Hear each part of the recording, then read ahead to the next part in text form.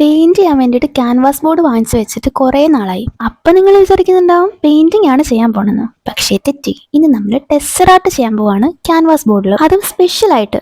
ഇത് കണ്ടപ്പോൾ നിങ്ങൾക്ക് മനസ്സിലായി കാണുമല്ലോ ആ സ്പെഷ്യൽ ആൾ ആരാണ്. ഇനി ടെസ്സറാർട്ടിന്റെ കാര്യം പറയാനാണെങ്കിൽ ഞാൻ ഇത് രണ്ടാമത്തെ പ്രാവശ്യം ടെസ്സറാർട്ട് ട്രൈ ചെയ്യുന്നത്. ഫസ്റ്റ് ടൈം ചെയ്തപ്പോൾ എനിക്ക് അത്ര രസമായിട്ട് തോന്നിയില്ലായിരുന്നു. ഒന്നാമത്തെ കാര്യം ഫസ്റ്റ് ടൈം ചെയ്യുന്നു, അത് മാത്രമല്ല അതിനകത്ത് കുറേ കളർ മിക്സിംഗ് ഉണ്ടായിരുന്നു. അപ്പോൾ ലൈറ്റ് ഷെയ്ഡും ഡാർക്ക് ഷെയ്ഡും എല്ലാം കൂടെ മിക്സ് ചെയ്തിട്ട് ഞാൻ ഒരു വേറെ എന്തൊക്കെയോ ആക്കി വെച്ചിട്ടുണ്ടായിരുന്നു. അന്ന് ചെയ്തത് ഇന്നുമായിട്ട് കമ്പയർ ചെയ്യുമ്പോൾ ഇന്നത്തേത് കുറച്ചുകൂടെ ഈസി ആയിട്ട് എനിക്ക് ചെയ്ത് തീർക്കാൻ പറ്റി. മാത്രമല്ല അന്ന് ചെയ്തത് ഞാൻ കാർഡ്ബോർഡ് പീസിലായിരുന്നു. അപ്പോൾ കാർഡ്ബോർഡ് പീസിൽ നമ്മൾ ഈ വ്യക്തമായിട്ടുള്ള ഇത് ചെയ്ത് വെക്കുമ്പോഴത്തേനും അത് കുറേ കഴിയുമ്പോൾ കുതിരാൻ തുടങ്ങും.